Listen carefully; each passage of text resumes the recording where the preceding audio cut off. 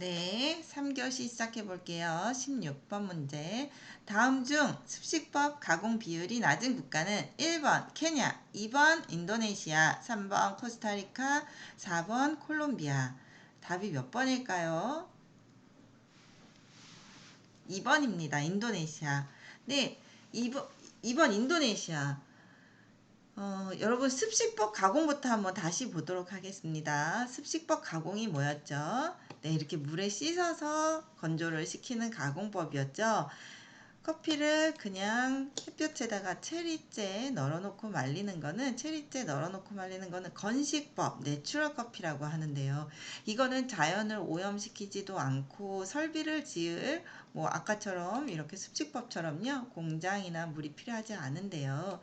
이렇게 하는 방법과 이렇게 하는 방법이 있는데요. 이렇게 습식법으로 하는 이유는요. 건식법에 비해서 설비도 지어야지 되죠. 이렇게 물을 담아놓고 커피를 가공을 한 공장, 이런 공장의 설비도 지어야지 되고, 또 이런 가공 중간중간에 물이 되게 많이 쓰여지는데요.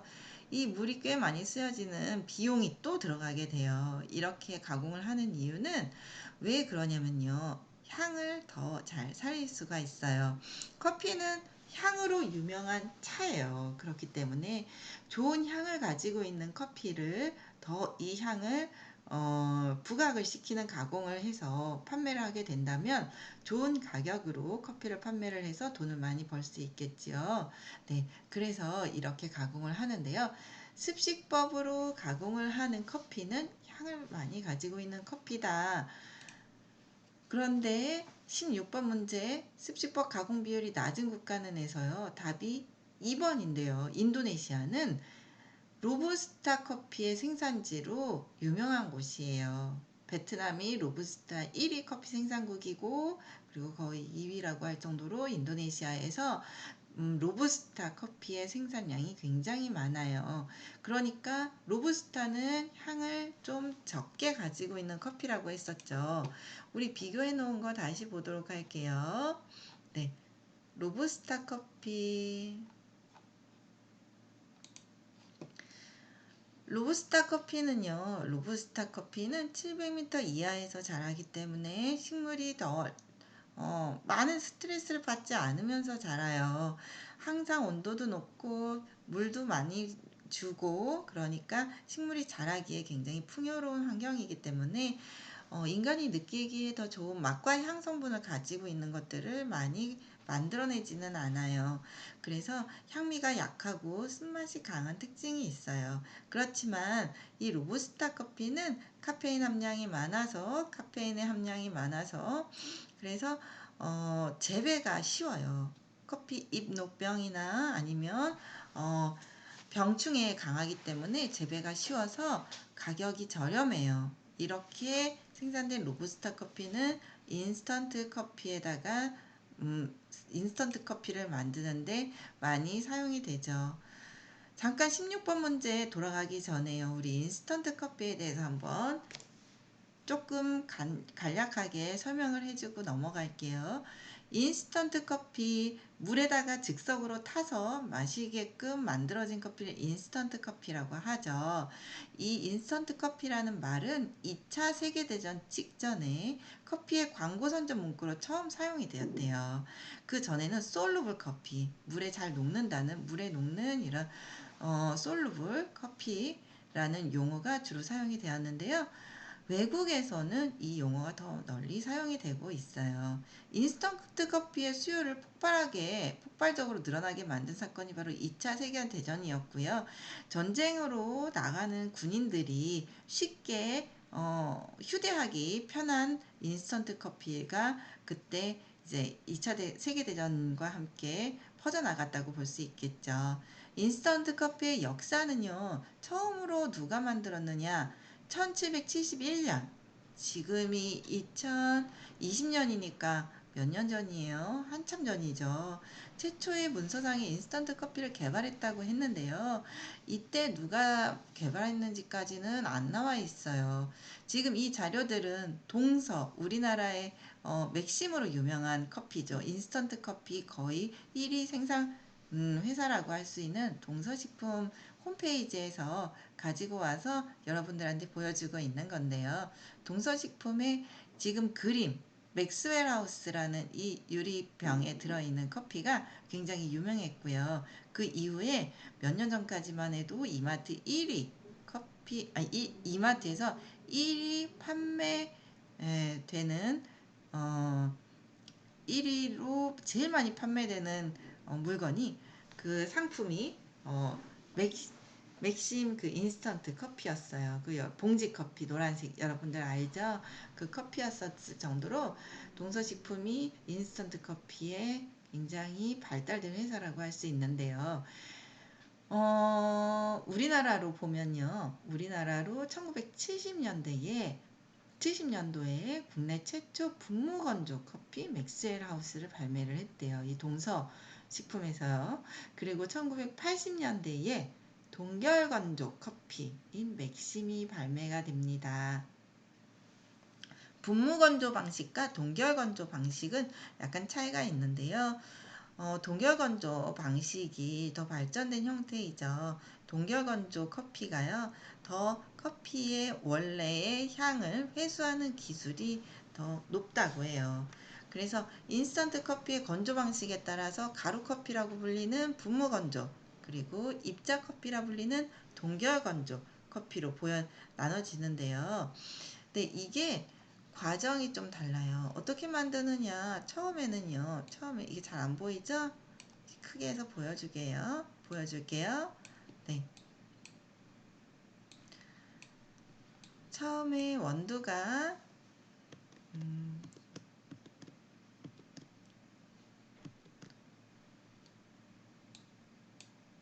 아이고, 다시 보여줄게요. 네. 처음에 이렇게 원두가 각 커피 생산 국가에서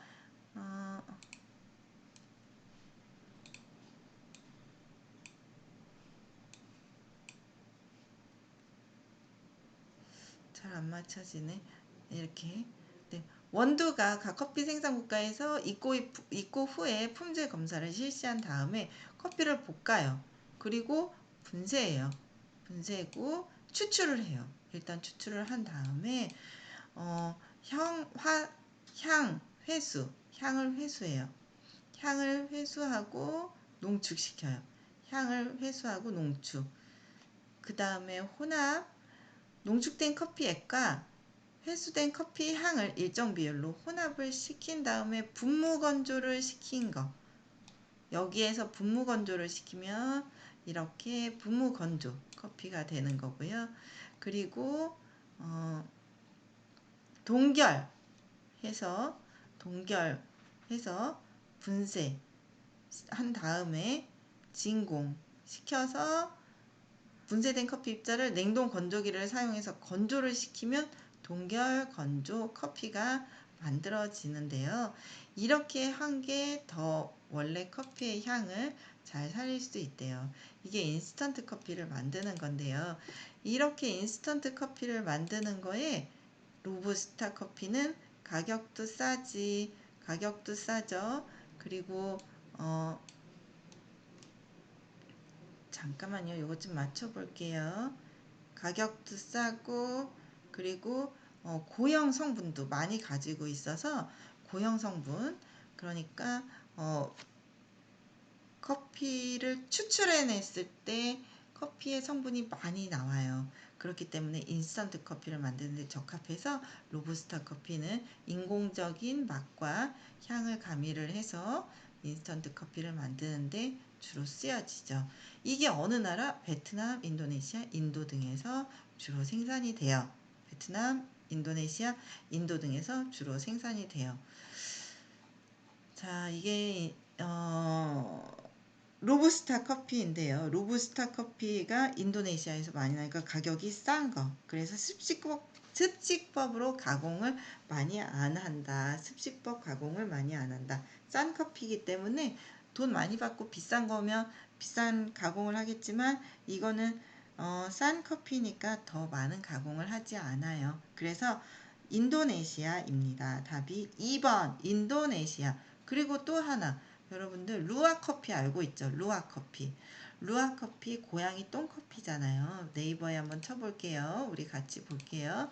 자, 인도네시아 루아 이렇게 해서 이미지로 검색을 해보면 여러분들이 어디 해외여행 같은 데서도 봤을 수 있겠지만 그 고양이가 어떻게 생겼냐면요. 이렇게 생겼어요. 여기 고양이. 이 루아 고양이가 여기 보이시죠? 이렇게 생겼어요. 여기 좀 큰 게 있네요. 이게 루악인데요. 얘네들이 이제 커피를 아까 여기 보는 것처럼 야생 루악이 이거는 이제 재배를 시키는 거죠. 사육을 시키면서 얘네들한테 커피를 먹여가지고 어, 먹이면 이제 소화가 되지 않고 덩어리가 이렇게 나와요. 이게 커피 똥인데요. 이 인도네시아 루악이 커피를 먹으면 이렇게 똥으로 둥글둥글하게 이렇게 나오겠죠.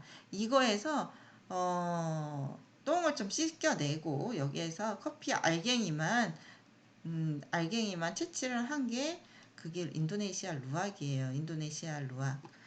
근데 이 루악을 인도네시아 루악 같은 경우에 굉장히 가격이 비싸잖아요. 여러분도 알고 있죠? 혹시 얘기만 들었는지 아니면 뭐 비싸다는 것까지만 알고 있나요? 뭐 이거 가격도 한번 검색해 볼게요. 여기 보면 100g에 4만 원이죠. 100g에 4만 원. 이렇게 가격이 비싸요.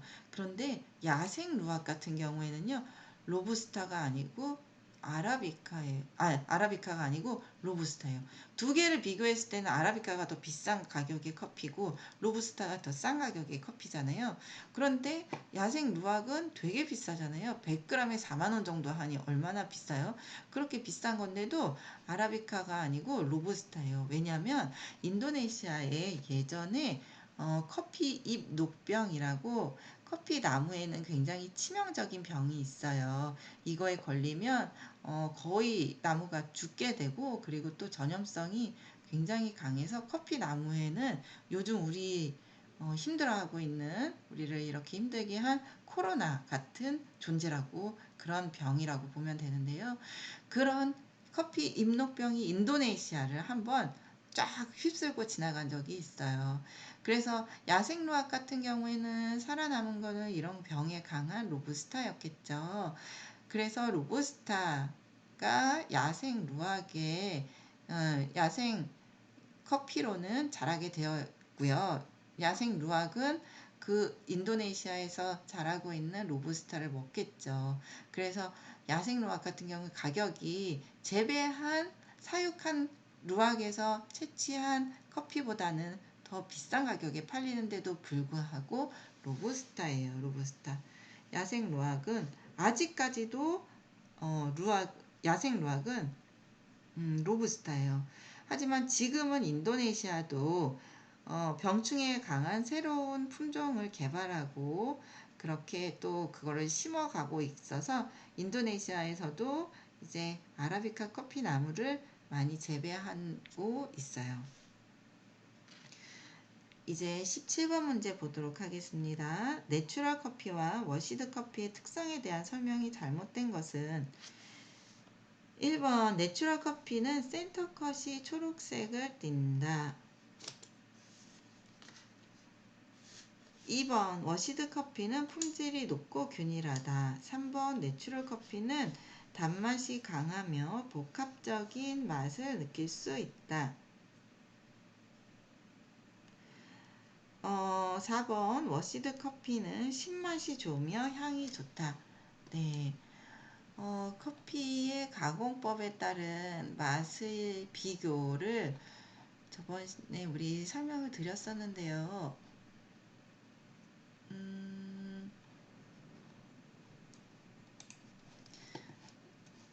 자, 건식법 햇볕에 널어놓고 말리는 거. 이거는 이물질 제거하고 분리하고 건조하는 공정이 짧아서 저품질일 수밖에 없고요. 그리고 품질이 불균일하고 그렇지만 이거는 커피 열매에 있는 과육이 커피 씨앗에 건조를 시키면서 달라붙으면서 이제 스며들면서 건조가 되기 때문에 이렇게 건식법으로 가공이 된 거는 단맛, 떫은맛 강한 바디가 특징이고요. 습식법은 신맛이랑 좋은 향이 특징이죠. 그래서 3번과 4번은 맞고요. 2번도 워시드 커피는 품질이 높고 균일하다. 맞죠. 습식법 워시드 커피 맞죠. 1번 내추럴 커피는 센터 컷이 초록색이 든다. 이게 틀린 답입니다.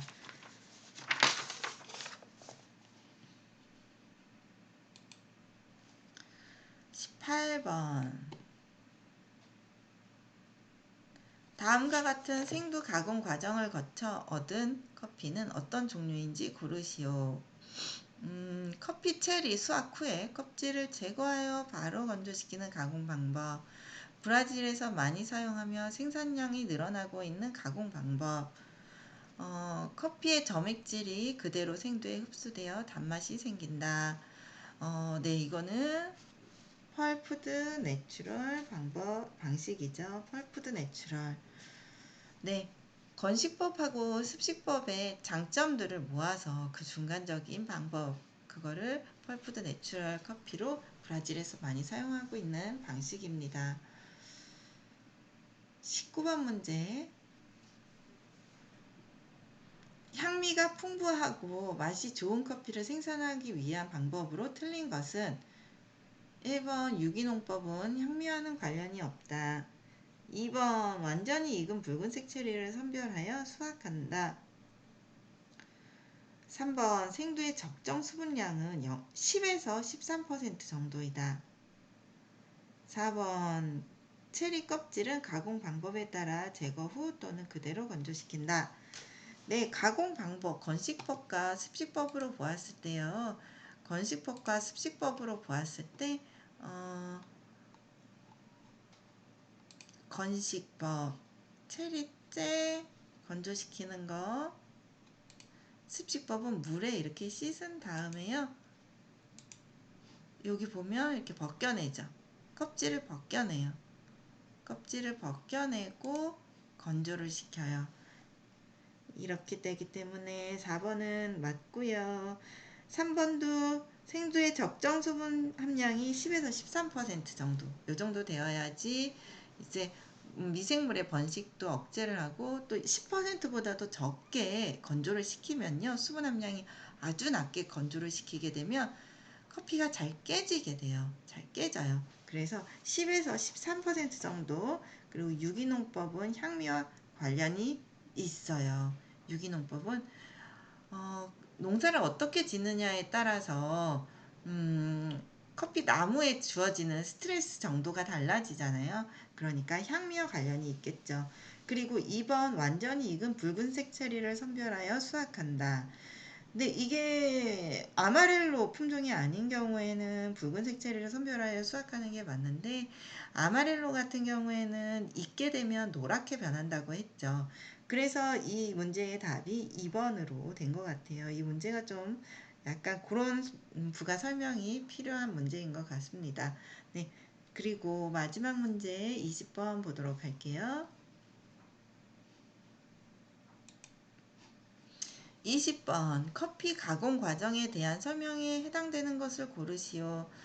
워시드 커피의 탈곡, 워시드 커피의 탈곡, 그리고 잘 마른 파치먼트 빈에서 껍질을 제거하는 과정, 헐링, 껍질 벗기는 거, 영어로 헐링이라고 하거든요. 네, 답은 1번입니다. 1번. 자, 이렇게 해서 우리 문제를 다 풀어보았는데요. 이번 주에는 문제가 우리 내야지 되는 게 1교시에 한번 있었고 2교시 그리고 3교시에 거쳐서 총 2개를 제출을 해야지 되는데요. 제가 하나로 합쳐서 우리 구글에다가 올려놓았어요. 한번 같이 볼게요. 구글에 보시면 문제 여기에서 구글 클래스에서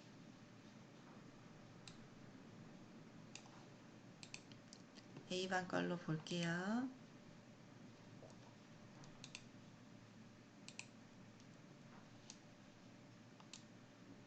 네, 1교시 문제하고요. 여기 이렇게 들어가면 문제하고, 그리고 2교시 문제까지 2교시, 3교시에 연달아서 있는데요. 이렇게 2, 3교시의 문제를 같이 올려놨어요. 하나로. 여러분들 여기에서 제출을 하실 때에 아직까지도 여러분들 제출을 할 때에 다른 파일 형식으로 보내주는 친구가 있는데요. 문서 파일로 보내주시면 좋겠어요. 문서 파일로 보내주고, 그리고 답, 문제, 답, 문제, 답 이렇게만 제출해 주시면 돼요. 문제 이런 거 다 안 써도 돼요. 또 어떤 친구들은 여기에다가 직접 이렇게 해서 이제 뭐 공유를 누르는 것 같은데, 그렇게 하게 되면 제가 냈던 이 문제가 변형이 돼요. 그러니까 여러분들이 과제를 제출할 때 여기 설명을 써놨거든요.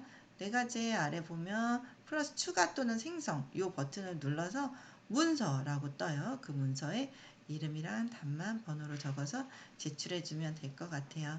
그리고 제가 저번 시간에 이제 다 맞추면 이렇게 항상 수업 시간에 설명해 주잖아요. 답을. 그러니까 동영상을 충실히 보면 모두 다 만점 받을 수밖에 없거든요. 그래서 모두 맞춰야지만 5점을 주고, 그리고 하나라도 틀리면 0점입니다. 이렇게 했었는데 좀 안타까워하는 친구들이 있는 것 같아요. 한 개 틀렸을 때. 그래서 제가 좀 마음이 약해져서 이제 그러면 여러분들이 잘 봤는데, 동영상은 잘 봤는데도 순간적으로 깜빡해가지고 이제 한 개 정도 잘못 표기를 할 수 있잖아요. 2번이라고 했는데 나도 모르게 1번이라고 이렇게 체크를 잘못하는 경우, 그런 경우들이 생길 수도 있을 것 같아서 한 개 틀리면 1점씩 감점을 해서 한 개 틀리면 4점, 두 개 틀리면 3점, 세 개 틀리면 2점, 네 개 틀리면 1점, 그리고 5개 넘게 틀리면 0점으로 하도록 할게요. 그리고 이 과제를 기한이 넘어서도 늦게라도 제출을 해주는 친구들이 있어요. 뭐 피치 못할 뭐 아파가지고 그랬을 수도 있고, 뭐 갑자기 뭐 어딜 가게 되는 경우도 있을 수 있고, 그래서 동영상을 나중에 보고 과제도 나중에 제출해주는 친구들이 있는 것 같은데, 그런 친구들은 그래도 기한 내에 제출을 한 친구들하고는 차별을 둬야지 되기 때문에, 기한 내에 제출을 한 친구들과는 그래도 점수 차이를 좀 둬야지 되기 때문에, 기한을 넘겨서 제출을 하게 되면 마이너스 2점, 그러니까 3점부터 시작을 해서 한 개 틀리면 2점, 그리고 또 두 개 틀리면 1점, 이런 식으로 이렇게 점수를 주도록 할게요. 네. 그리고 여러분 동영상이 있어서 같이 보려고 하는데요. 이 기계 커피 나무를 손으로 다, 그러니까 못 사는 국가나 아니면 경사도가 높거나 아니면 대량으로 재배를 하지 않는 곳에서는 사람이 직접 익은 것만 따는 핸드피킹, 그리고 비슷하게 입으면 손으로 잡고 아래로 이 가지로 쭉 훑는 스트리핑, 이렇게 해서 사람이 직접 따지만요, 여기 붙는 것처럼 이렇게 막 대량으로 그리고 평지에 재배가 된다면 기계로 수확을 하는데요. 기계로 수확하는 동영상 한번 보도록 할게요. 네, 이거는 브라질의 농장이에요. 브라질의 농장.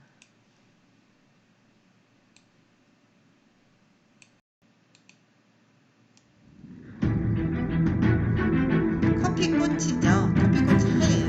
익으면 노랗게 되는 것도 있고 빨갛게 되는 것도 있고. 이 커피 농장 좀 보세요. 얼마나 커요. 굉장히 넓죠. 이 굉장히 넓은 커피 농장을 기계로 커피들을 수확하는데요. 여기 이게 따는 기계가 지나가면 옆으로 또 다른 기계가 살아가면서 여기에서 따지는 커피를 이쪽으로 받아요.